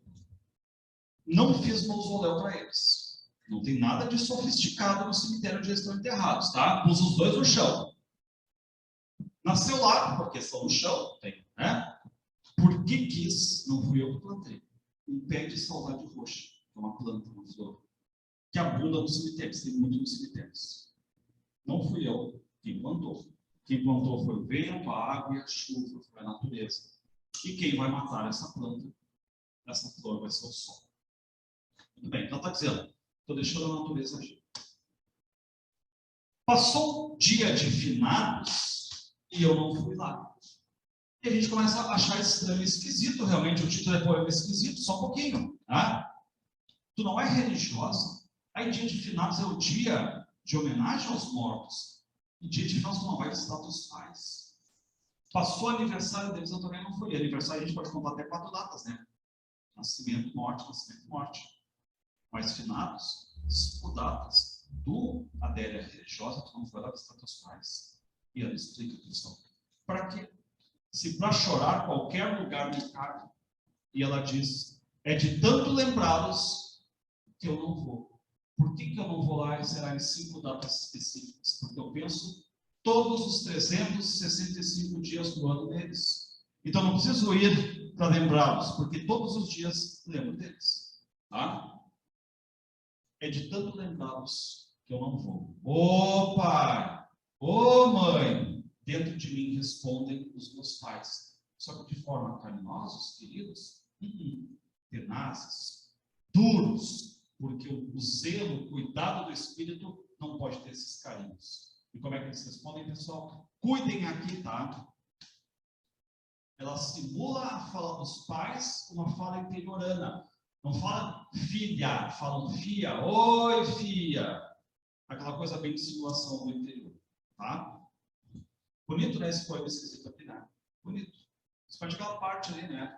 É de tanto lembrados que eu não vou.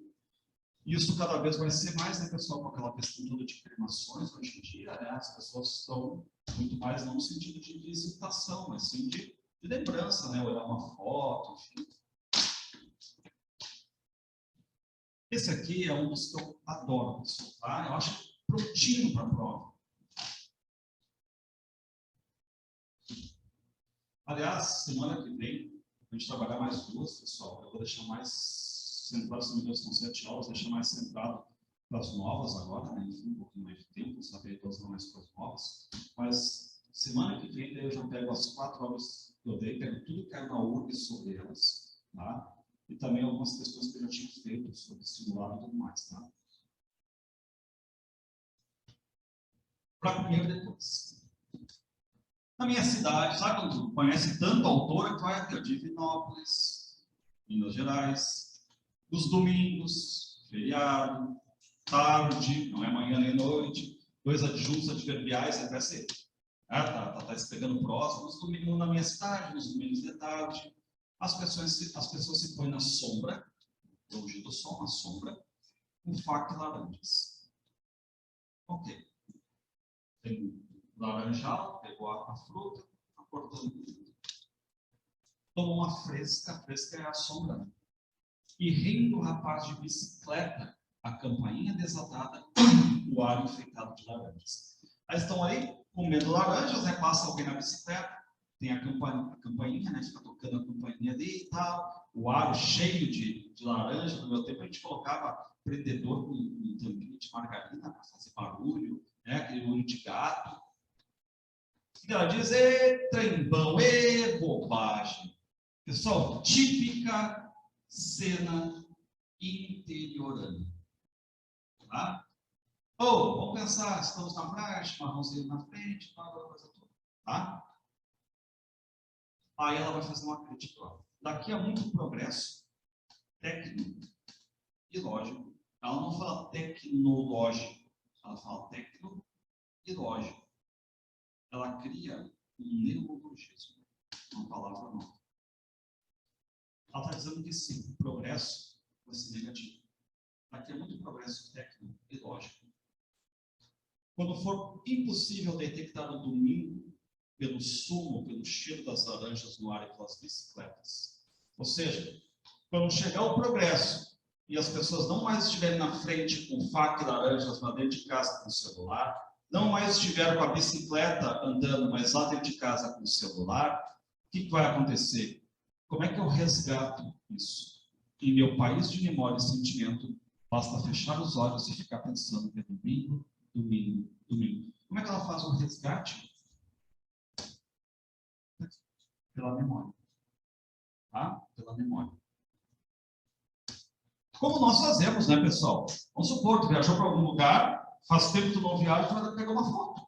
Mas até o celular te diz, faz 3 anos aqui dessa foto e tal. A gente não faz resgate pela memória a todo momento. Hoje em dia, ainda mais com questões, né, de fotos e tudo mais.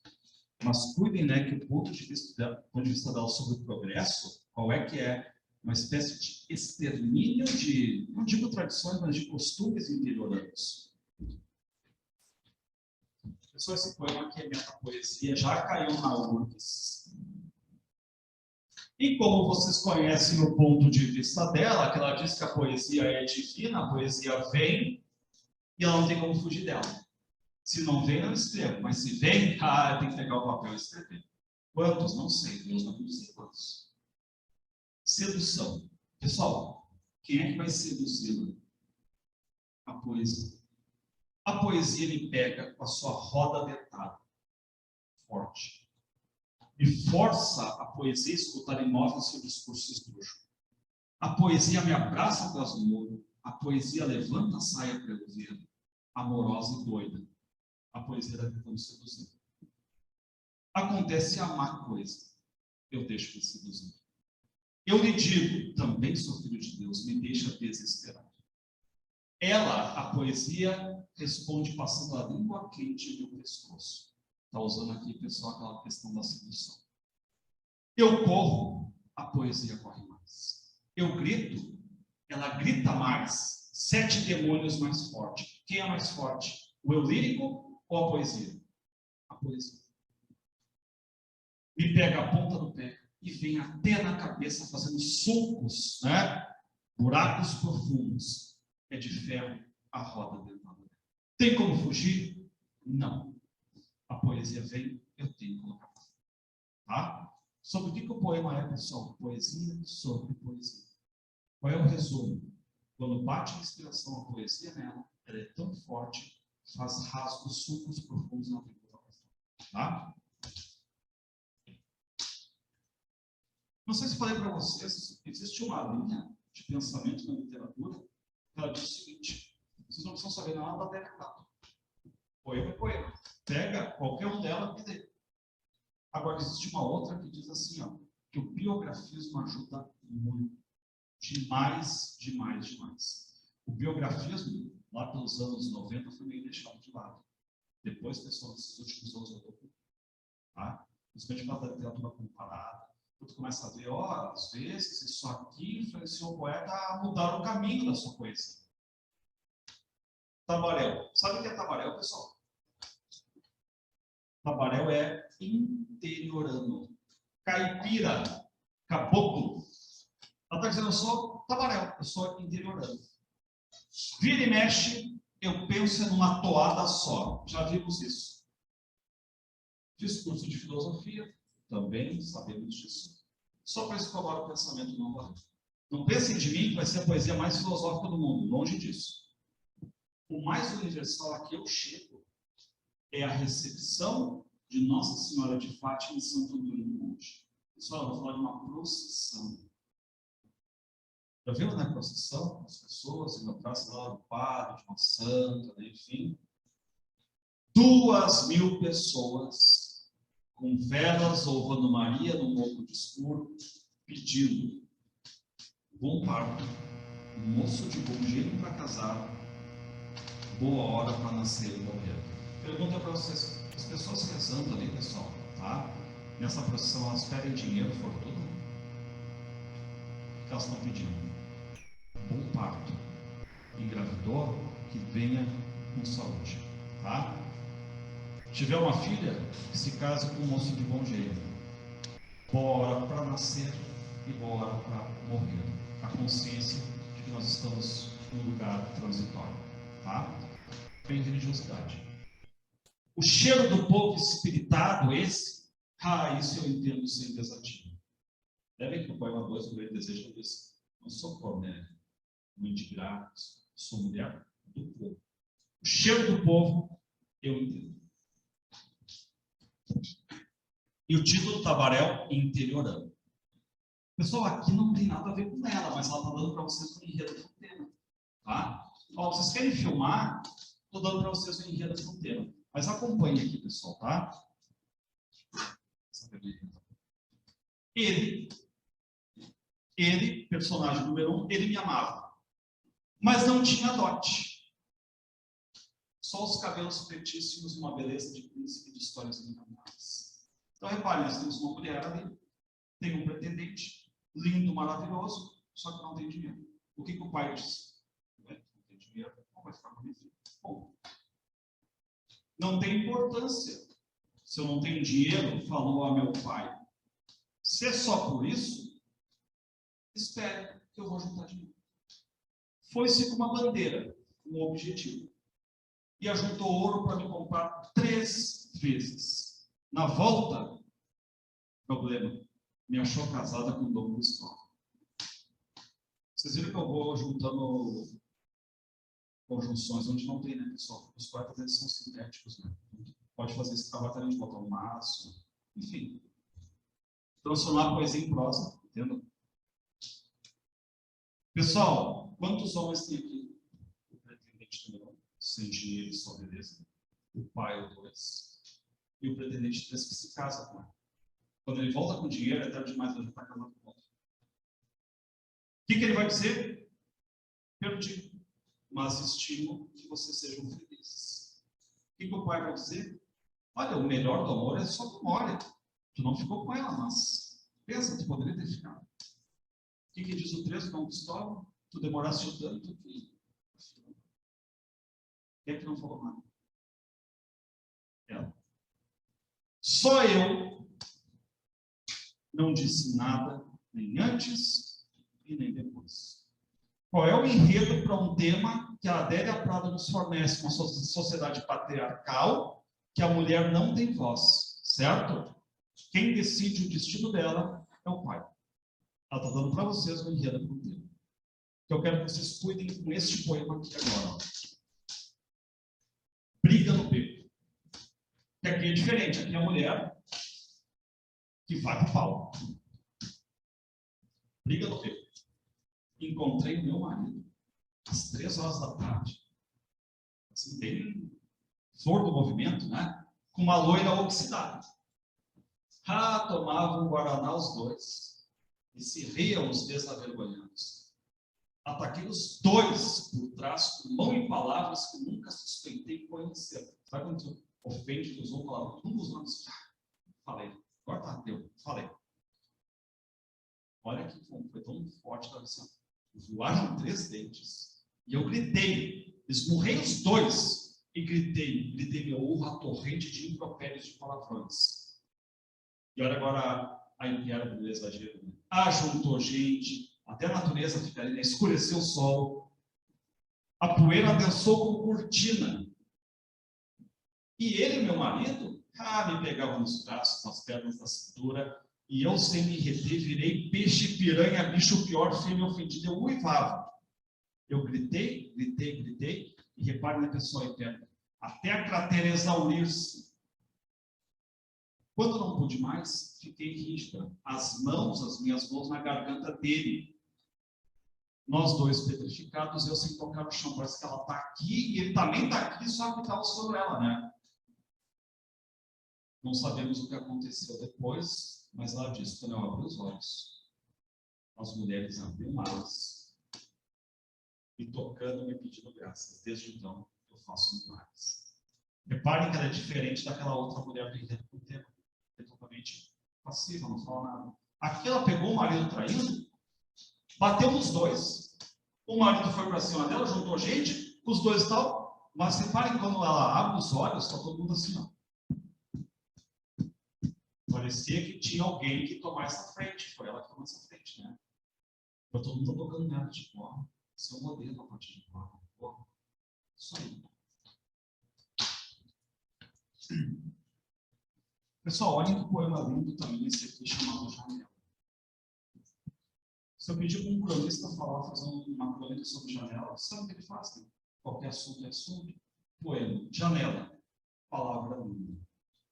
Janela é o bater das asas da borboleta amarela. Por quê? Porque a janela para Adélia Prado foi a TV que ela viu. Está vendo ali a natureza, a borboleta.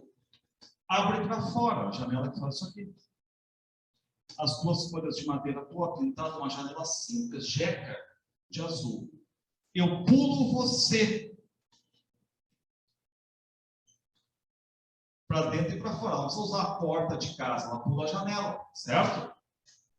Monto a cavalo em você. Quando a janela aqui, ela está aqui, né? Monto a cavalo em você, meu pé esbarra no chão. Para você dar a entender que ela está vendo também assim o crescimento dela. A gente começa a se medir, né? Quantos centímetros, mas ela está vendo isso aí. Janela sobre o mundo aberto, minha TV por mim. Por onde eu vi o casamento da Anitta esperando o neném. E parece que agora ela está vendo aquelas coisas mais do mundo urbano, né? Desculpa, do mundo adulto. Por exemplo, a mulher que vai se casar, mas vai esperando um bebê.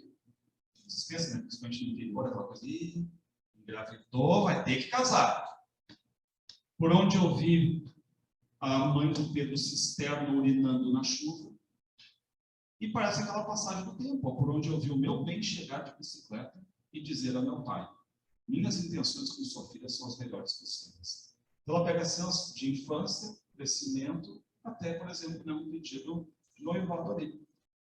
Como é que ela termina? Como é que ela termina? Janela com tramela, que é aquele fechamento dela, né? Brincadeira de ladrão, clarabóia na minha alma, olho no meu coração. Olho no meu coração. Estão achando ela difícil, pessoal? Estou gostando dela, não. Estão gostando do tipo de poesia? É o tipo de poesia que vocês curtem, não?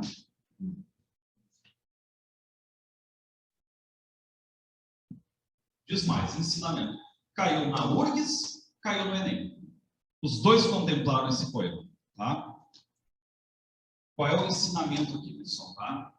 Qual é o ensinamento? Minha mãe achava estudo a coisa mais fina do mundo. Não é. A coisa mais fina do mundo é o sentimento.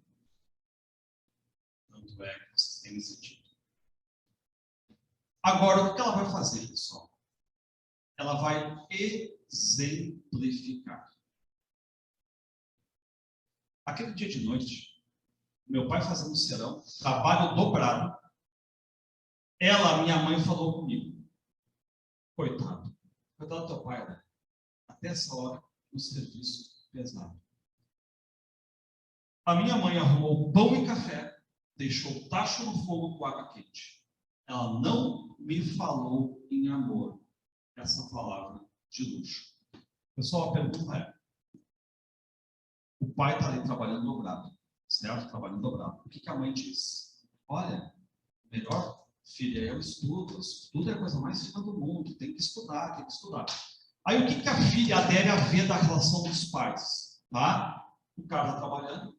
O que faz a mãe da Adélia? Não vai lá, olhem bem, ela não vai lá e pega, dá um beijo no marido, um carinho, e diz, olha, estou indo deitar e tudo mais, mas eu te amo, tá, beijo. Não, a mãe da Adélia faz o quê? A cumplicidade. Vai lá, faz um cafezinho, arruma o pão e deixa ali. Não falou em amor, mas a atitude dela é de amor. A atitude dela é o ensinamento para ela, certo? Então, pessoal, reparem, né, que o ensinamento é essa atitude de cumplicidade, essa atitude de deixar o pão, o café, tudo, o fogo ali, tudo mais, a água quente, né, tudo mais, para o pai ajudar, já que está, enfim, trabalhando, né, tanto, vou ajudar. Caiu tanto na Enem quanto na URGS.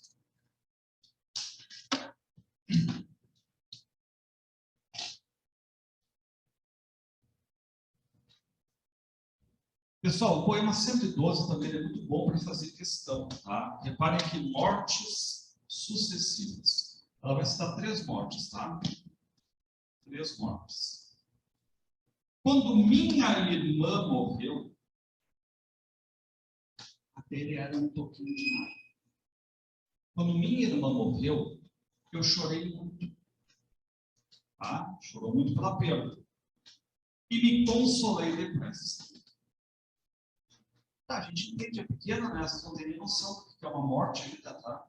Mas se consolou depressa. Mas por que se consolou depressa?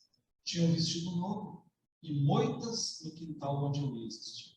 Repara, ela ganhou um vestido novo, é um brinquedo, um presente. Tá? Já ameniza a tua tristeza, né? A gente é pequeno, ganhamos um presente. E no quintal dela tem moitas, tem plantas, tem flores. Aliás, falar em jardim, não se esqueçam que é importantíssimo falar de jardim, de mar, quando a gente for ler a Sofia de Mello. Tá? Para ela é essencial isso aí. Ela diz, me veio, eu sou apaixonada por jardins. Muito bem, essa aqui é a primeira morte. Quando minha mãe morreu, que vocês sabem quando, pessoal, ela tinha 14 anos. Me consolei depressa? Não. Me consolei mais lento. Aqui já há uma diferença. Ela sente mais do que a irmã. Tinha uma perturbação recém-achada. Os meus seios conformavam 2 montículos, ou seja, as transformações corpóreas dela na adolescência. E eu fiquei muito nua, cruzando os braços sobre eles, sobre os seios que estão surgindo, é que eu chorava. Tá? Então, essa aqui, pessoal, é a segunda morte.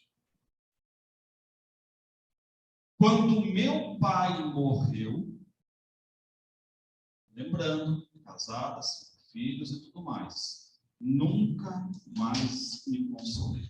Qual foi a mais sentida a perda dela? O pai. Agora vamos pensar, né, pessoal? A gente está nos anos 76. O pai dela morreu lá em 72. Tá? 72. 50 anos da morte do pai dela. Não tinha a todo momento fotos. Pensa no interior ainda, né? Fotos, não tinha tanto. Então, quando o pai morreu, o que ela foi fazer? Ela foi procurar o recurso da memória. Pai, busquei retratos antigos dele. Eu procurei em casa, não tem, sei lá, uma foto da família, né? Enfim, outro vizinho, alguma coisa do parente.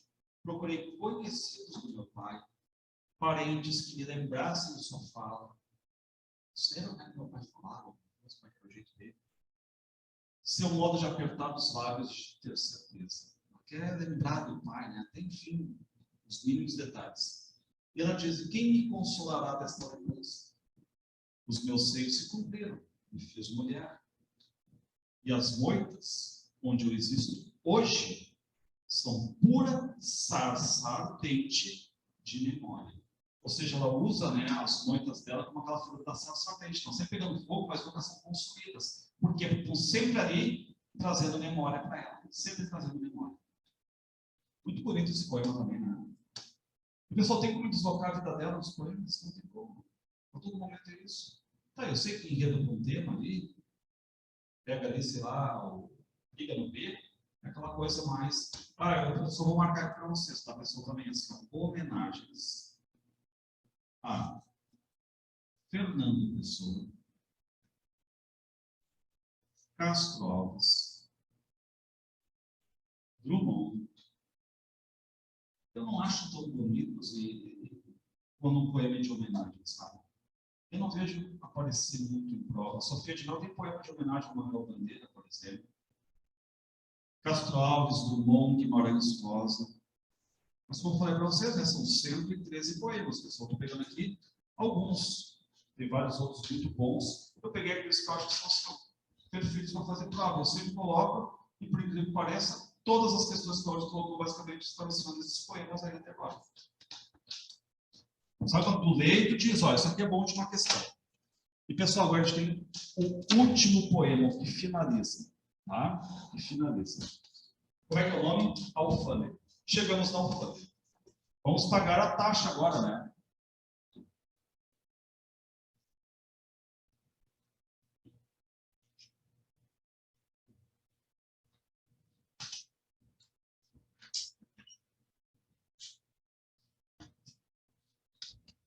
Alfândega, hora de pagar a taxa.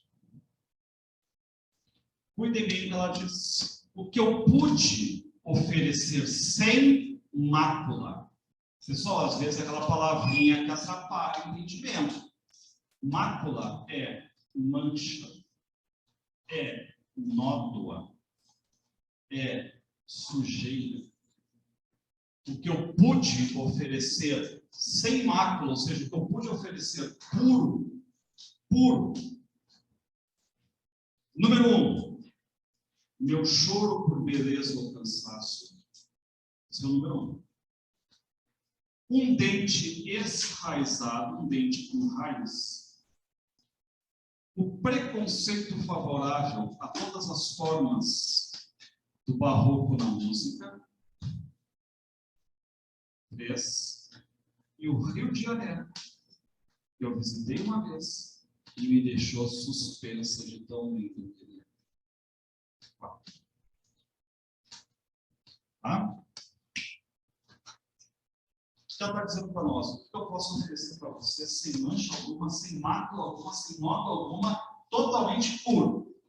O meu choro que eu tive sempre com beleza e cansaço, mas eu pergunto, se eu botar a mão assim, ela consegue pegar esse choro? Não.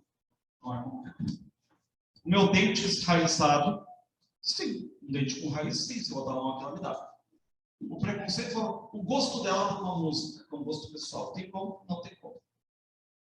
O Rio de Janeiro, uma viagem que ela fez, um gosto pela viagem, tem como? Não. Só tem um concreto. Tá? Ela está na alfândega. Então, pedindo para pagar. Só, botei puro, são esses 4. O que dizem para ela? Não serve. Isso aí não serve. A gente não quer essas coisas assim. O que a gente quer? A língua estrangeira, que eu não aprendi. O registro do meu diploma. Então, ela não é formada em filosofia? Mas ela disse, está extraviado. Nem tenho. Mais taxa sobre vaidade. Que vaidade? interiorana, não tão feia que não possa casar? O que ela vai dizer? Bom, então, quando agarrei meu dente minha viagem ao Rio, pronto a chorar de cansaço, decidiram na alfândega. Ó, qual vai ser o teu pagamento? Ficou bem de raiz para pagar a fiança. Deixei meu dente. É o número 2 aqui. Agora só tenho 3 reféns sem mata.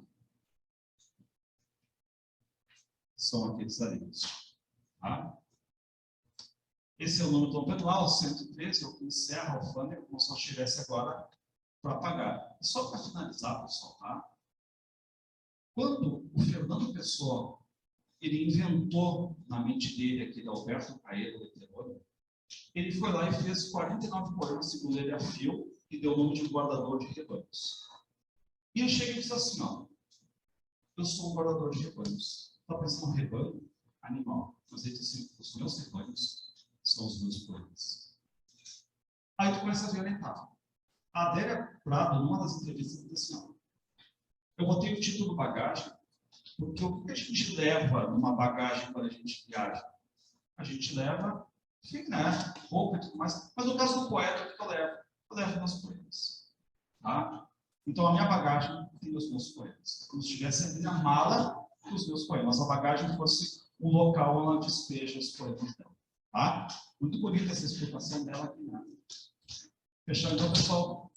Estão ali, tá? No computador, os slides. E até a semana que vem, então.